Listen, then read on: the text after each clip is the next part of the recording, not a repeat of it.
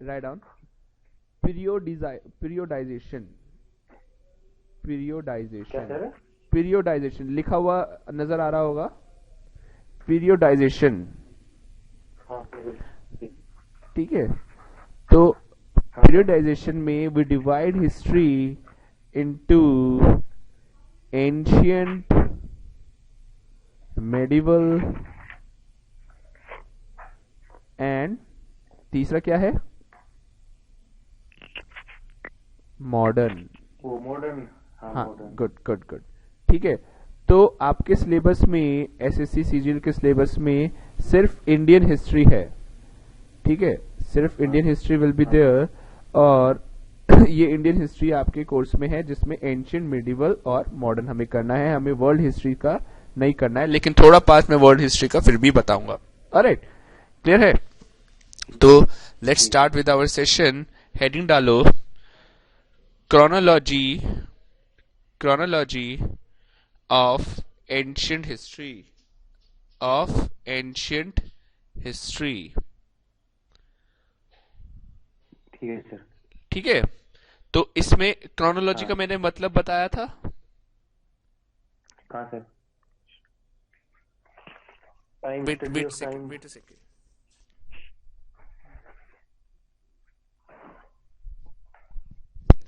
Right, hello. हाँ sir. हाँ हाँ, सर। हाँ विजिबल, हाँ, वॉइस ऑडिबल है ना? राइट, तो इसमें हम हाँ क्या हाँ। करेंगे, कुछ इवेंट्स को पहले एक briefly will go through the history, ancient events, और उसके बाद हम आगे डेप्थ में सब्जेक्ट को पढ़ेंगे। ऑलराइट, तो राइट डाउन, चलो। देखो, एक तरफ टेबल बनाओ इवेंट्स का, और एक तरफ टेबल बनाओ टाइम का। ठीक है, एक तरफ इवेंट्स ठीक। और एक तरफ टाइम। ठीक है, तो हम्म। टाइम पहले लेते हैं हम up to 10,000 BC, up to 10,000 BC. So this period is known as prehistory. This period is known ठीक। as prehistory. Prehistory में क्या मतलब है? हमारा हिस्ट्री एक्चुअली स्टार्ट होता है 2350 बीसी से। कब से? हाँ sir. 2350 to BC, three five Indus Valley civilisation से स्टार्ट होता है आपका इंडियन हिस्ट्री। हाँ क्लियर है? ये लिखते जा रहे हो साथ साथ? Do you have a pen and copy? हाँ हाँ सर। है ना? तो ये लिख स्टार्ट रहा हूँ। होता है, और यहां तक का पीरियड हाँ हम प्री हिस्ट्री में काउंट करते हैं। ठीक है, तो एक पॉइंट ठीक। लिखो प्री हिस्ट्री का, written evidence, written evidence of pre evidence. History, of prehistory are not हाँ sir. Available, are not available. हाँ सर। लिख लिया है? हाँ okay, I am just rubbing it. ठीक है, हाँ। हाँ। Okay sir. तो मैंने क्या बताया है कि प्री हिस्ट्री तक के जो रिटन एविडेंसेस हैं वो हमें नहीं मिले वो हैं। अवेलेबल नहीं। हाँ, बहुत अच्छे। हाँ सर। तो अब प्री हिस्ट्री में पहले आता है पैलियोलिथिक एज। लिखो, palaeolithic age. Palaeolithic age is up to 10,000 BC. BC, you understand? BC means, हाँ सर। हाँ हाँ, बिफोर सेंचुरी। बीसी का क्या मतलब है? बिफोर मतलब वो है ना, जहाँ से इसमें शुरू होती है, क्या होता है वो? ओके, गुड है, बिफोर क्राइस्ट क्रिस्ट कहना चाह रहे हो? क्रिस्ट हाँ, क्रिस्ट। हाँ क्रिस्ट। ठीक है, हाँ वही सर, वही। ठीक ठीक। लेकिन एडी का, देखो, जब भी हमें क्या करना होता है, इन ईयर्स बनाने होते हैं, तो हमें एक रेफरेंस लेना होता है। वो रेफरेंस होता हाँ है जो जीवन है आपका जीसस क्राइस्ट का पूरा, वो रेफरेंस वो है हाँ जीसस क्राइस्ट का। अब जीसस क्राइस्ट के मरने से पहले, ठीक है, यानी उनसे पहले का पीरियड है बीसी, और उनके बाद का पीरियड, उनकी मरने के बाद का पीरियड है एडी। एडी का मतलब होता है एनो डोमिनी, एनो डोमिनी, ये लिख लीजिएगा, एग्जाम में आता है, एनो डोमिनी। ठीक है सर। क्लियर है? हाँ सर। तो नेक्स्ट आते हैं हम पैलेलिथिक के बाद, right down mesolithic age. Mesolithic age, ठीक है। मीजोलिथिक एज इज हाँ from 10,000 to 10,000 BC to 4,000 BC, 4,000 BC, and then your Neolithic age, it is from 4,000 to 0 कह सकते हैं, या 4,000 के बाद का period is your 0 degree BC। Neolithic age इसमें है, ठीक है। ठीक है सर। ठीक है, तो ये तो था प्री हिस्ट्री। प्री हिस्ट्री से एग्जाम में ज्यादा क्वेश्चन नहीं आते, लेकिन थोड़ा बहुत मैं बीच में आपको बताता रहूंगा प्री हिस्ट्री के बारे में। तो जो मेन इवेंट शुरू होता है वो होता है 2350 से 1750 BC तक, और ये है आपका इंडस वैली सिविलाइजेशन, IVC, या Harappan civilisation, Harappan civilisation, right, ठीक है। ठीक है सर। उसके बाद आपके एक्चुअल पीरियड इनका था 2500 BC टू 1500 BC, लेकिन कोई भी चीज जब शुरू होती है तो एकदम से शुरू नहीं होती है, और कोई भी चीज जब खत्म होती है तो एकदम से खत्म नहीं होती है, तो कुछ 125-200 साल का गैप रहता है, राइट। तो ये पीरियड था इंडस वैली सिविलाइजेशन का। और इसके बाद आपके आ गए आर्यंस। तो आर्यंस हमारा वैदिक एज रहा है 1500 BC टू 600 BC, ये रहा है हमारा वैदिक एज, जिसमें हमारे आर्यंस आए हैं। और इस वैदिक एज को हमने डिवाइड किया है 1500 से 1000 BC से लेकर, जिसे बोलते थे अर्ली वैदिक एज, अर्ली वैदिक एज, और 1000 से 600 BC तक इसे बोलते थे लेटर वैदिक एज, लेटर वैदिक एज। क्लियर है? ठीक है। ये 600, हाँ सर बिल्कुल। राइट। तो ये हमारा रह जाता है। अब क्या हुआ, इस लेटर वैदिक एज में क्या होने लगे, रिलीजन बनने लगे, ठीक है, एग्रीकल्चर एडवांसमेंट होने लगा, ठीक है, और नए नए रिलीजन बनने लगे। उस समय वैदिक एज में कौन सा रिलीजन चल रहा है?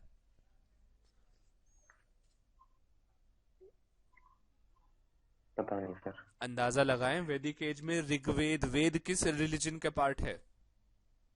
हाँ हम्म, ये तो हिंदू का ही तो हिंदू है। धर्म का ही है। तो हिंदू यहाँ पे चल हाँ रहा सर। है, लेकिन कुछ धर्म ऐसे हैं जो कहते हैं हम हिंदू धर्म को नहीं मानेंगे, क्योंकि इसमें होता है एनिमल किलिंग।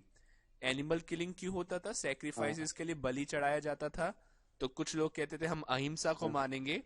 तो बुद्धिज्म और जैनिज्म जैसे कुछ नए रिलीजन्स का यहाँ से शुरुआत होना शुरू हो गया, बुद्धिज्म और जैनिज्म, ऑलराइट।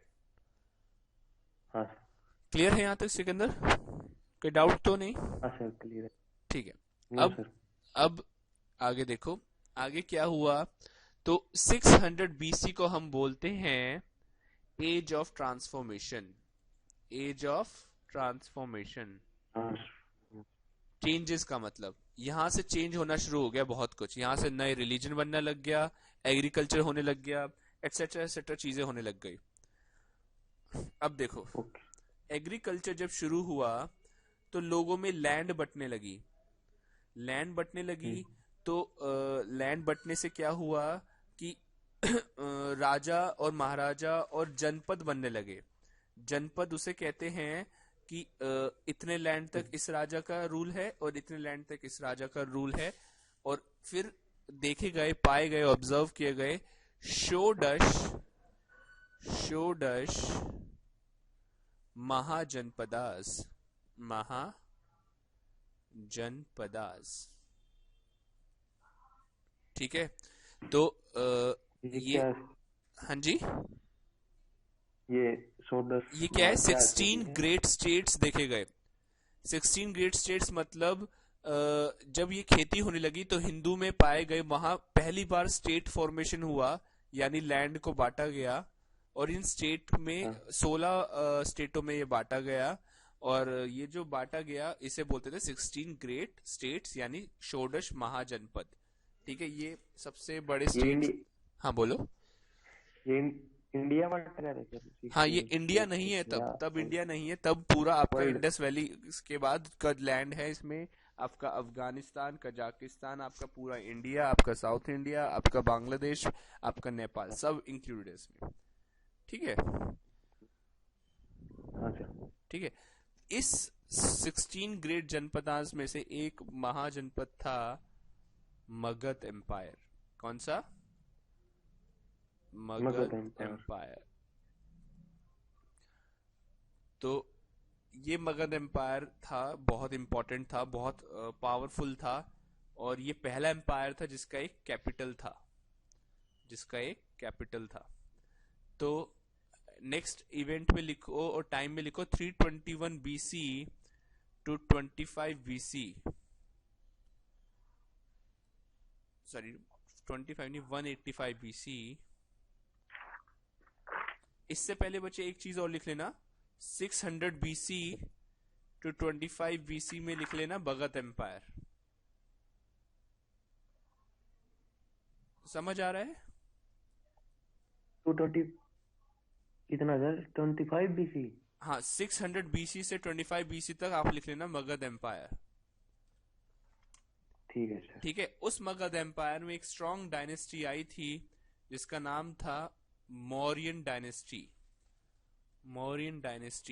जो 321 BC टू 185 BC रही थी, वो थी आपकी मौर्यन डायनेस्टी, जिसमें आपके बिंदुसार, जिसमें आपके अशोक द ग्रेट हुए।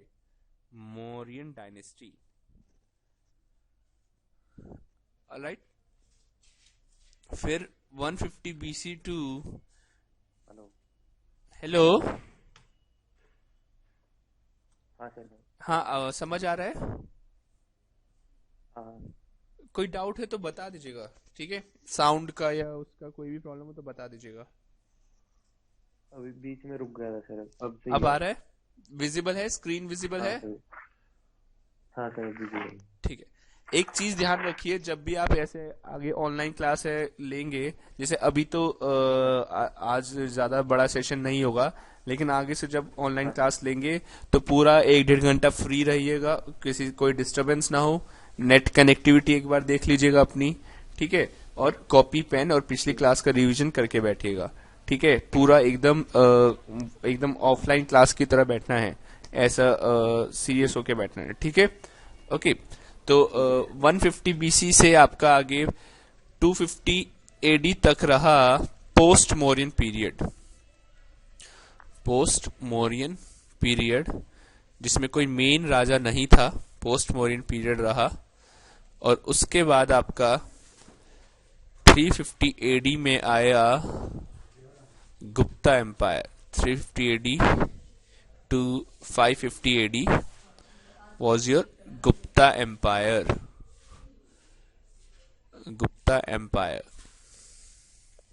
ऑलराइट। अब ये गुप्ता एम्पायर जो था, इसमें ये रहा। ठीक है। Alright. Gupta empire was known as, एक लाइन लिख लीजिए, golden period of ancient history. अभी हम क्या कर रहे हैं? क्रोनोलॉजी ऑफ एंशिएंट हिस्ट्री कर रहे हैं। Golden period of ancient history रहा आपका गुप्ता एम्पायर। ठीक है। इसके साथ ये लाइन लिख लीजिएगा। उसके बाद 550 टू 750 AD, 550 टू 750 AD आपका है पोस्ट गुप्ता पीरियड, जिसमें अगेन एक ही महाराजा थे जो फेमस हुए। वो आए आपके 600 BC से 645-48 BC तक, जिनका नाम था हर्षवर्धन।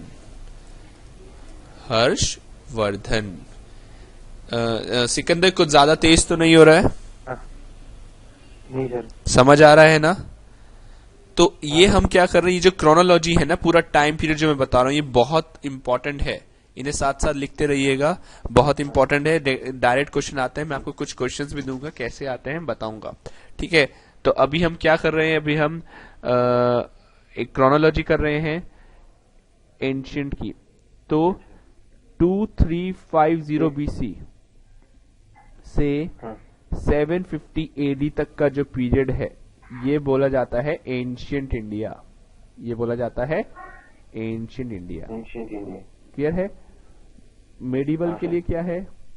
मेडिवल आपका यहां से शुरू हो जाता है 750 एडी से और 1707 एडी तक आपका मेडिवल है, जिसमें औरंगजेब का डेथ हुआ था।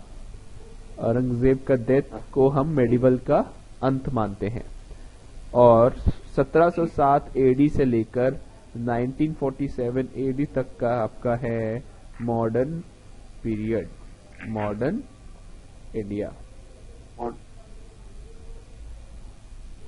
ठीक है। क्लियर है ये बात? हाँ सर। क्लियर है? ऑलराइट, थोड़ा हाँ, मेडिवल का देखते हैं हम। दोबारा से इवेंट डालें और इधर टाइम डालें। ठीक है, तो इवेंट में बोलता है 10।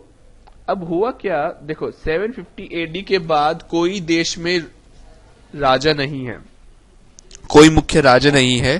तो ऐसे में कुछ लोग कहने लगे कि हम ही राजा हैं और हम ही राजा के पूत हैं, तो उन्हें बोलते हैं हम राजपूत। तो कुछ राजपूतों का राइज हुआ और यहाँ पे राजपूत डायनेस्टी आएगी। ठीक है, तो राजपूत डायनेस्टी कब से कब तक लिखेंगे आप? राजपूत डायनेस्टी लिखिए आप 750 से 1000 एडी तक। ठीक है, ये राजपूत डायनेस्टी, इसमें कोई बड़ा राजा नहीं है और इसमें किसी राजा के बारे में कुछ प्रचलित नहीं है। तो यहाँ पर कुछ गैप भी हैं और उन गैप को बोलते हैं हम डार्क एजेस। जिस गैप के बारे में हमें कुछ पता नहीं है कि उस समय कोई राजा था भी या नहीं, उसे बोलते हैं डार्क एजेस। ठीक है। तो देश में राजा होने के बाद जरा ये बनाओ,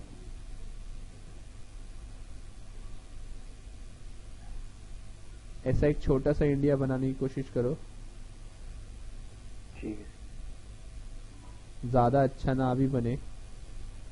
मेरे हाथ में भी पेन या मार्कर नहीं है अभी, एक डिजिटल पेन से मैं लिख रहा हूं, तो मेरा भी कुछ ज्यादा अच्छा नहीं बनेगा।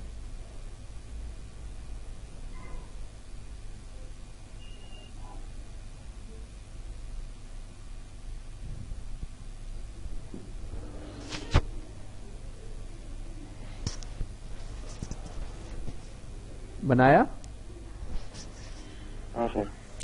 ठीक है, तो यहां पर जहां मैं मार्क कर रहा हूं, हाँ यहां पर मार्क करो कन्नौज।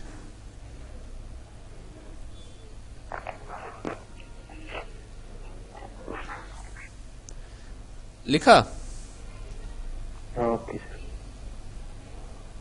ठीक है, अब ये जो कन्नौज था, अभी रुकिए जरा।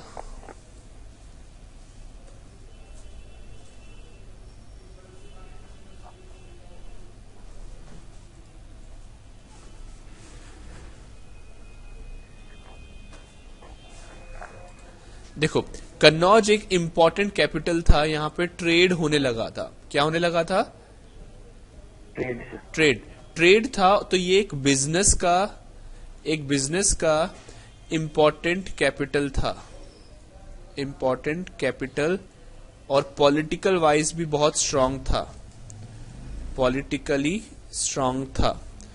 तो इसको कब्जा करने के लिए 3 पार्टियां, उस समय देश में कोई मुख्य राजा तो है नहीं, इसको कब्जा करने के लिए देश में 3 पार्टियों का राइज हुआ। तो पहले लिखो, हेडिंग डालो 3 party struggle. 3 party struggle, 3 party struggle, ठीक है सर। यानी 3 राजाओं में इसके लिए लड़ाई हुई, उसे बोलते 3 पार्टी स्ट्रगल। तो पहली पार्टी थी आपकी गुर्जर प्रतिहार, गुर्जर प्रतिहार।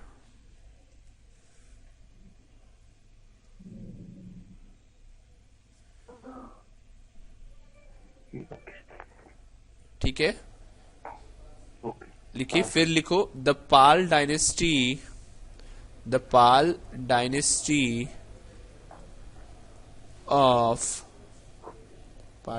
ऑफ बंगाल।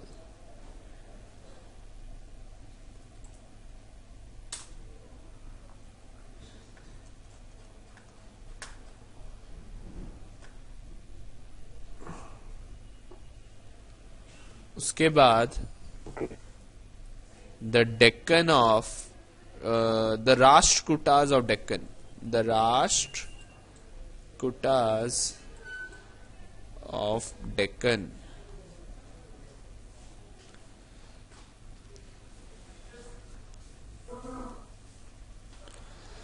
राइट, तो इन तीन पार्टी के बीच में क्या होने लगा, 3 पार्टी स्ट्रगल होने लगा। ठीक, कौन कौन, Rashtrakutas of Deccan, the Pala dynasty और गुर्जर प्रतिहार। ठीक है, तो ये किस पीरियड में हो रहा है, ये आपके उसी दौरान हो रहा है 750 एडी से 1000 एडी के बीच में। ठीक है, ये अभी स्टार्ट नहीं हुआ है। ठीक है, इस दौरान हो रहा है। और ये किसके लिए हो रहा है, ये कन्नौज के लिए हो रहा है। कन्नौज क्या है, एक इंपॉर्टेंट बिजनेस कैपिटल है। राइट, तो ये चीज हमें देखना है। दूसरी बात ये कि जब देश में कोई राजा नहीं है तो बाहर से फॉरेन अटैक होने लगेंगे। Foreign attack Mohammad Ghori, Mahmud of Ghazni, ठीक है, इन सब के होने लगेंगे। इसके बारे में हम डिटेल में अभी डिस्कस करेंगे। लेकिन अभी मेरा नेक्स्ट क्लास है 7:15 से 7:30 मेरा नेक्स्ट क्लास है, तो I have to sign of.